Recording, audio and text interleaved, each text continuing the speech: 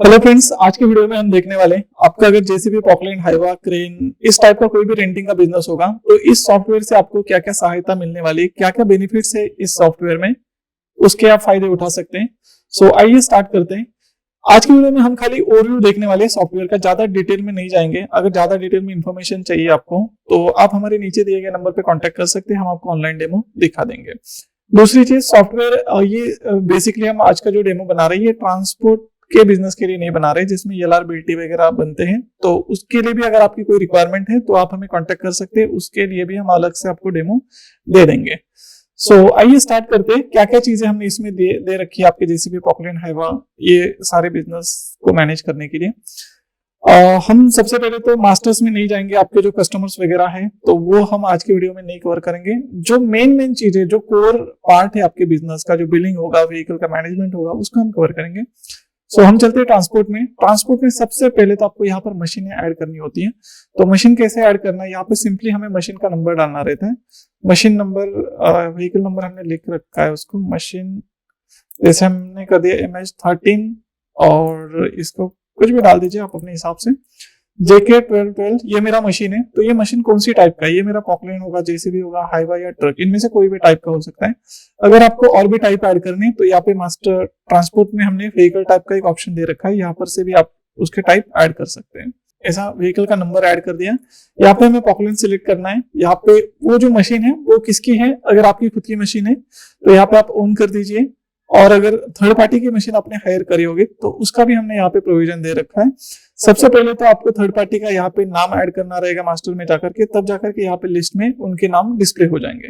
हमें यहाँ पे सिलेक्ट करना रहेगा। अगर आप थर्ड पार्टी का नाम सिलेक्ट करते तो उस मशीन का जो भी बिलिंग होगा, एक्सपेंसेस होगा, तो उसके लिए वो पार्टी जो रहेगी उसका कनेक्टिविटी वहां पे बनने वाला है, उसके ऊपर वो लाइबिलिटी चली जाएगी। अभी के लिए हम ऑन कर देते हैं। यहाँ पे फ्यूल टाइप में ऑब्वियसली आपको डीजल ही करना है, बाकी की चीजें कंप्लीटली ऑप्शनल है। अगर आप चाहो तो ये भर सकते हैं, नहीं भरा तो भी कोई दिक्कत नहीं है। इतनी बेसिक इन्फॉर्मेशन भर के हमें व्हीकल को सेव कर देना है। एक बार आप कोई भी फॉर्म पे इंफॉर्मेशन फिलअप करते हैं और वो अगेन आपको देखना है कि वो सेव हुआ नहीं हुआ, या जो भी है उसकी डिटेल आपको कुछ चेंज करनी है, डिलीट करनी है, तो सिंपल सी चीज है। हर एक फॉर्म पे आपको लिस्ट का बटन देखने को मिलेगा, ऊपर लिस्ट पे क्लिक करिएगा, उसकी पूरी इंफॉर्मेशन आपके सामने खुल जाती है। यहाँ पे हम ऑल पेजेस कर देते हैं। तो यहाँ पे हमारे पास अभी इतनी मशीनें ऐड हो चुकी है। सेकेंड चीज आपको करनी है, मशीन ऐड होने के बाद में मशीन के जो भी डॉक्यूमेंट्स होंगे, जैसे आपका इंश्योरेंस हो गया, पीयूसी हो गया, तो वो सारे डॉक्यूमेंट्स की डिटेल आपको यहाँ पे सेव करनी होती है। तो इसके लिए हम चलते हैं व्हीकल डॉक्यूमेंट्स में। यहाँ पे सबसे पहले हमें मशीन सिलेक्ट करनी है कि कौन सी मशीन की हम डिटेल भरने वाले हैं, और उसके लिए हम इंश्योरेंस का इन्फॉर्मेशन अभी डालने वाले, फिटनेस का, पीयूसी का, टैक्स का, जो भी रहेगा वो इन्फॉर्मेशन हम यहाँ पे डाल सकते हैं। हमने सबसे पहले इंश्योरेंस सिलेक्ट कर लिया, उसकी जो भी डॉक्यूमेंट्स होंगे वो फाइल आप यहाँ से चूज कर सकते हैं। अभी के लिए हम इस वाले पार्ट को स्किप कर देते हैं। यहाँ पे इश्यू डेट डालते हैं, मतलब कि इंश्योरेंस आपका कब से लेके कब तक के लिए वैलिड रहने वाला है। हम कर देते 1 जनवरी, और उसका एक्सपायरी का डेट हमें यहाँ पे डालना रहेगा। तो हमने वो डाल दिया 31 दिसंबर। यहाँ पे आप कुछ रिमार्क डालना चाहते हैं तो डाल सकते हैं। यहाँ पे जैसे हमने 31 दिसंबर की डेट डाल दी है, तो आगे जाकर के सॉफ्टवेयर हमें दिसंबर मंथ में 2025 में आपको अलर्ट देने वाला है कि ये जो आपकी मशीन है MH13 वाली, उसका इंश्योरेंस एक्सपायर होने को है। तो आपको सॉफ्टवेयर थोड़ा सा जल्दी अलर्ट कर देता है, सो दैट कि आपका जो फाइन वगैरह, पेनल्टी वगैरह रहेगा, तो उससे आपको थोड़ी सा मतलब पहले से आप अलर्ट हो सकते हैं। इसको हम सेव कर देते हैं। ये हो गया आपकी मशीन ऐड। ये तो हो गया, चलो आपको जो अलर्ट आएंगे ये टाइम के हिसाब से आएंगे, मतलब दिसंबर मंथ में आएंगे। अब कुछ चीजें ऐसी होती है, जैसे इंजन ऑयल चेंज करना है, सर्विसिंग होता है आपका, उसके बाद में हाइड्रोलिक ऑयल चेंज होता है, तो ये किलोमीटर के हिसाब से, या अगर मशीन होती है तो आवर्स के हिसाब से रहता है। तो ये तो सिस्टम को पता नहीं चलेगा कि आपका कौन सा मशीन का भी कब अलर्ट आने वाला है। हम यहाँ पे क्या करेंगे, उसके लिए भी हम अलग से रिमाइंडर सेट करने वाले हैं। एक रिमाइंडर मैं आपको सेट करके दिखाता हूँ। यहाँ पे आप मशीन सिलेक्ट करिए, कौन सी मशीन का कौन सा अलर्ट आपको शेड्यूल करना है। जैसे मैंने कर दिया हाइड्रोलिक ऑयल चेंज करना है आपको, ठीक है। ये रिमाइंडर आप सेट करने वाले, तो ये कब आपको लास्ट अपने कब किया था, जैसे मैंने कर दिया 1500 पे किया था, और नेक्स्ट अलर्ट जो मुझे आने वाला है वो आफ्टर एवरी 500 आवर्स के बाद में आपको अलर्ट आने वाला है। यहाँ पे चीज देखिएगा, आफ्टर एवरी 500 मतलब अगला सर्विसिंग अगर आप 2000 पे सॉफ्टवेयर आपको अलर्ट करेगा, 1500 अभी का रीडिंग है, तो उस टाइम पे अगर आप सर्विसिंग नहीं कराते, 2100 पे कराते हैं, तो अगेन उसके आगे का जो अलर्ट रहेगा वो आएगा 2600 आवर्स कंप्लीट होने के बाद में। ओके, सो ये चीज ध्यान में रखिएगा, जब भी 500 किलोमीटर या फिर आवर्स आपके कंप्लीट हो जाएंगे तो सॉफ्टवेयर आपको इस मशीन के लिए हाइड्रोलिक ऑयल चेंज करने के लिए अलर्ट देता जाएगा। सारे रिमाइंडर्स की लिस्ट आप यहाँ पर चेक कर सकते हैं। अब चलते देखते चेक सर्विस रिमाइंडर्स में हमें अभी कौन से सर्विसेज मशीन के करने ड्यू है, या सारे कुछ अलर्ट्स हमें यहाँ पे देखने को मिलने वाले हैं। तो चेक सर्विस रिमाइंडर पे मैंने क्लिक कर दिया, ये मेरे पास सारे मशीनों की लिस्ट है और यहाँ पे कौन से सर्विस मैंने शेड्यूल करे हुए हैं, उसका लास्ट सर्विसिंग कब किया था, उस टाइम का रिमार्क क्या था और उस टाइम का रीडिंग क्या था। यहाँ पर अभी उसका रीडिंग क्या चल रहा है। अब आपके दिमाग में ये आ रहा होगा कि अब रीडिंग क्या चल रहा है, ये सॉफ्टवेयर को कैसे पता चलेगा, वो हम आगे जाकर के देखने वाले हैं। नेक्स्ट सर्विसिंग कब होने वाला है, जो कि हमने रिमाइंडर सेट करते टाइम पे डाल दिया था, उस हिसाब से उसने बता दिया है। एक वाला यहाँ पे रेड हो चुका है। इसका रीजन ये है कि हमने यहाँ पे 2000 रीडिंग पे सर्विसिंग अभी चल रहा है, लेकिन वो सर्विसिंग होना चाहिए था 1900 पे, तो वो क्रॉस हो चुका है, वो ओवरड्यू हो चुका है, इसके लिए यहाँ पे वो रेड हो चुका है। मान लीजिए अगर आपका ये सर्विसिंग हो जाता है, ये मशीन का अगर आपका सर्विसिंग कंप्लीट हो जाता है, तो यहाँ पे आप मार्क डन पे क्लिक करिए, यहाँ पे उस टाइम का रीडिंग डाल दीजिए किस टाइम पे आपने उसका सर्विसिंग कराया था, और यहाँ पे उसका रिमाइंडर डाल सकते हैं। अगर आपने कुछ मेजर चेंजेस कराए होंगे या मेजर ब्रेकडाउन आया होगा तो उसका रिमार्क आप यहाँ पे डाल सकते हैं। तो ये होगा आपके सर्विस के रिमाइंडर सेट। यहाँ पे आप मशीनों के टाइप सिलेक्ट कर सकते हैं, अपने आप इस हिसाब से बना सकते हैं।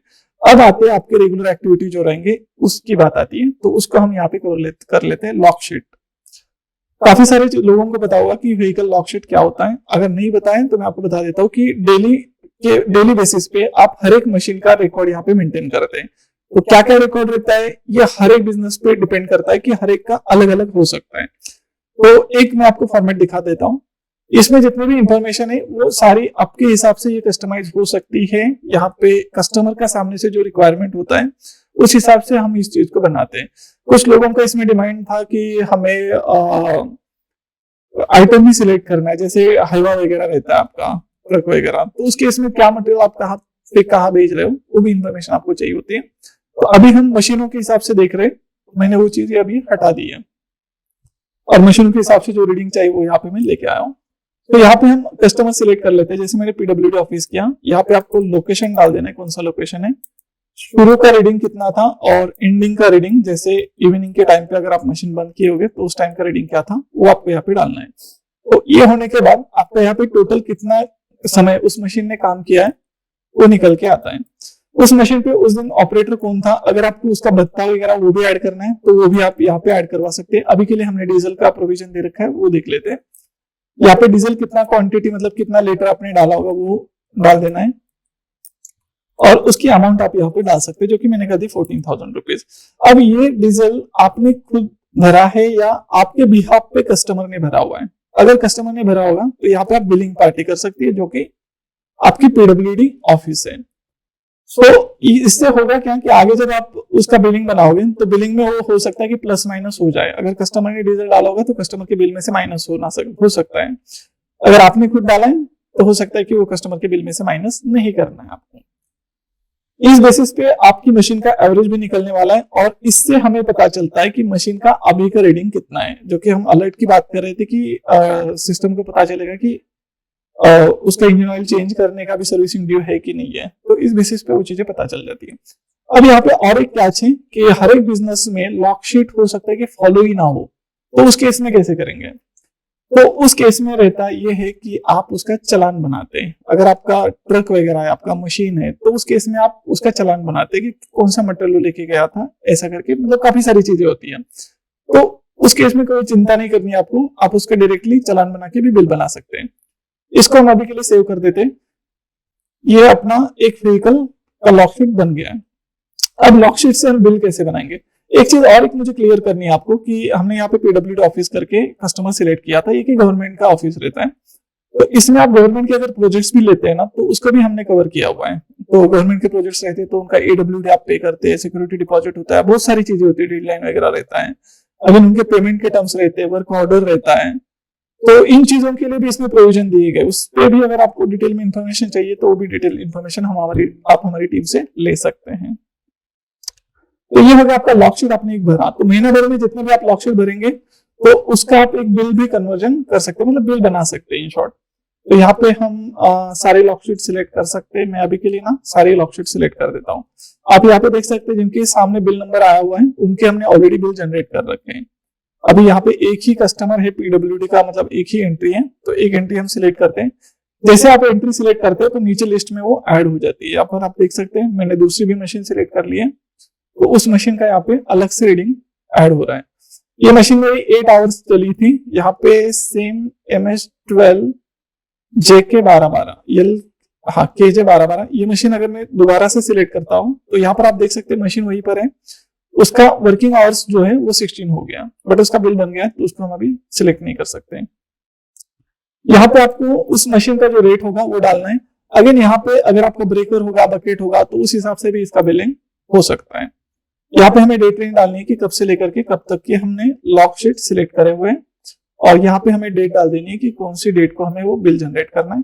अब यहाँ पर ना मल्टीपल फॉर्मेट में आपको बिल के प्रिंट मिल जाएंगे। हम यहाँ पे जैसे किसी को पैकेज के हिसाब से चाहिए होता है कि मंथली हिसाब से उसकी मशीन चल रही होती है, तो वो फाइनली कस्टमर को देना रहता है कि 240 आवर्स हमने काम करा हुआ है, आपकी ये मशीन ने काम करा हुआ है और उसका इतना बिलिंग बन रहा है। उसमें प्लस माइनस वो भी एडजस्टमेंट आप कर सकते हैं। अभी के लिए हमने लॉक्स सिंपल वाला बिल देख लेते हैं, लॉक्स वाला, और यहाँ पे हमने ये डाल दिया है। यहाँ पर आप GST वगैरह सिलेक्ट करना है तो आप GST का भी स्लैब सिलेक्ट कर सकते हैं। रिमार्क अगर आपको बिल पे कुछ डिस्प्ले कराना है तो वो भी डाल सकते हैं।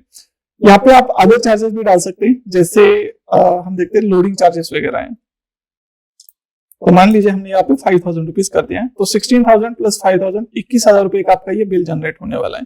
सिंपली आपको यहाँ पे convert into bill pay click करना है, तो ये आपका बिल जनरेट हो गया। आपको देखना है बिल जनरेट हुआ है कि नहीं। यहाँ पे लॉक शीट में बिल में जाइए, फिल्टर रिजल्ट पे क्लिक करिए, और ये आप देखिए 7,000 का समथिंग बिल एक जनरेट हुआ है और ये 21,000 का है।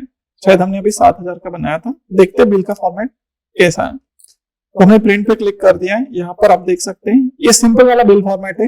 कस्टमर की जैसी रिक्वायरमेंट होती है उस हिसाब से आप ये बिल को डिजाइन कर सकते हैं। तो ये मशीन ने 24 तारीख को काम किया था, 8 घंटे काम किया था, 2,000 रुपए का रेट था। डीजल 150 लीटर पार्टी ने डाला है शायद ये, तो 14,000 का डीजल डाला है, और 2,000 रुपए इसका भी, मतलब ये प्लस माइनस होकर के आ चुका है। और यहाँ पे लोडिंग चार्जेस का 5,000 रुपीज 2,000 में प्लस हो गया, और ये 7,000 रुपीज उसका फाइनल बिल का अमाउंट बन रहा है। उसका प्रीवियस बैलेंस था 36,000 रुपीज, और अभी जो बैलेंस है उसका 43,000 रुपीज है।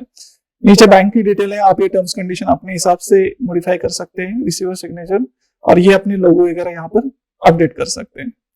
और भी बिल के फॉर्मेट है, ये 48,000 वाला एक बिल का फॉर्मेट देख लेते हैं। हाँ, यहाँ पे कस्टमर की डिमांड थी कि हमें हर डे का ओपनिंग और क्लोजिंग रीडिंग मिलना चाहिए, और यहाँ पे उसका टोटल आना चाहिए। तो ये टोटल 24 आवर्स के लिए इस मशीन ने काम किया था कस्टमर के पास में, तो उसका अमाउंट बना था 48,000। तो मल्टीपल फॉर्मेट में आप जैसे चाहिए वैसे फॉर्मेट में बिल को डिजाइन करा सकते हैं। तो ये हो गया बिलिंग वाला पार्ट। अब कस्टमर से पैसा वगैरह आता है तो वो सिंपल सी चीज है, मनी इन में आप उसकी एंट्री कर सकते हैं। जो कि इंपॉर्टेंट चीज है कि मनी आउट, मतलब मशीन वाइज आपको एक्सपेंस की एंट्री करनी है, तो वो कैसे करेंगे वो हम देख लेते हैं। यहाँ पे सबसे पहले तो आपको मशीन का नाम सिलेक्ट करना है, मशीन का नंबर सिलेक्ट करना है। उसके बाद यहाँ पे पार्टी की जगह पे यहाँ पे EMI अगर आपने पे किया फॉर एग्जांपल के लिए, अदर मेंटेनेंस के भी अकाउंट आप इसमें बना सकते हैं। EMI आपने कितने अमाउंट का पे किया, फॉर एग्जांपल 1 लाख रुपए का EMI हमने पे किया, तो कैश में तो नहीं करेंगे। यहाँ पे आप बैंक सिलेक्ट करिए, बैंक का नाम सिलेक्ट करिए, कौन सी बैंक से आपने पे किया था, और यहाँ पे उसका रिमार्क डाल दीजिए। अगर आपको यहाँ पे कुछ अटैचमेंट डालने तो अटैचमेंट भी आप डाल सकते हैं। यहाँ पे सिंपली आप उसको सेव करेंगे तो वो आपकी एंट्री सेव हो जाएगी। ये हो गया आपका मशीन का एक्सपेंस कैसे ऐड करना है। अब मान लीजिए आपको मशीन का स्टेटमेंट देखना है, सबसे काम की चीज, वो कैसे आएगा। सो यहाँ पे हम मशीन डैशबोर्ड पे हमने दे रखा है वो ऑप्शन, आप देख सकते हैं कि मैं इसको रिफ्रेश कर देता हूँ या फिर डैशबोर्ड पे क्लिक करता हूँ, ये ऊपर आपको दिखता रहेगा। यहाँ पे आप सिंपली मशीन का नंबर डालिए और यहाँ पे क्लिक सिलेक्ट करिए सिंपली, ये आपके सामने मशीन का स्टेटमेंट खुल के आ जाएगा। अब इसको थोड़ा सा समझ लेते हैं बारीकी से।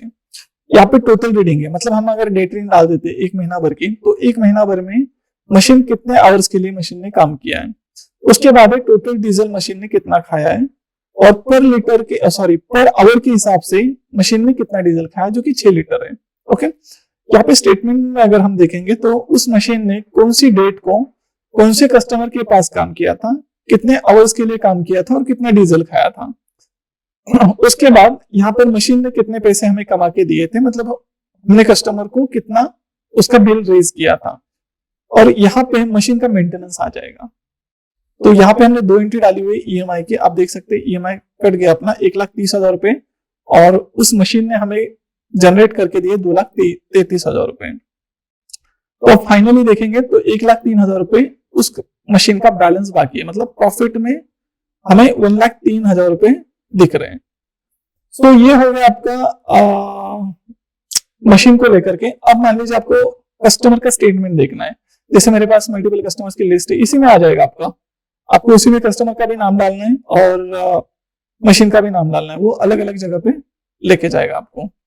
अगर ये कस्टमर है तो ये कस्टमर का स्टेटमेंट खुल गया, आकाश कार्डबोर्ड करके आपका कस्टमर है, यहाँ पे उसके बिल नंबर आ गए, उसका वो सेल का एंट्री था या फिर रिसीट का एंट्री था। अगर सेल का एंट्री है तो उसका अमाउंट कितना था, यहाँ पे 40,000 रुपए का अमाउंट था, 40,000 रुपए यहाँ पे देखने को मिल रहा है। 20,000 रुपए यहाँ पे उसने 26 तारीख को पे करे तो 20,000 रुपए बैलेंस है। अगेन उसने 27 तारीख को 20,000 रुपए पे करे तो 0 बैलेंस है। यहाँ पे 19,000 का बिल रेज हुआ है तो 19,000 रुपए भी बैलेंस है। अगर आपको ये कस्टमर को स्टेटमेंट मेल पे भेजना है या व्हाट्सएप पे भेजना है तो आप यहाँ से डायरेक्टली शेयर कर सकते हैं, बहुत सिंपल सा प्रोसेस है। ये हो गया आपका कस्टमर के स्टेटमेंट को लेकर के। अब लास्ट में हम देख लेते हैं कि पेरोल का इसमें एम्प्लॉय का कैसे मैनेज किया हुआ है।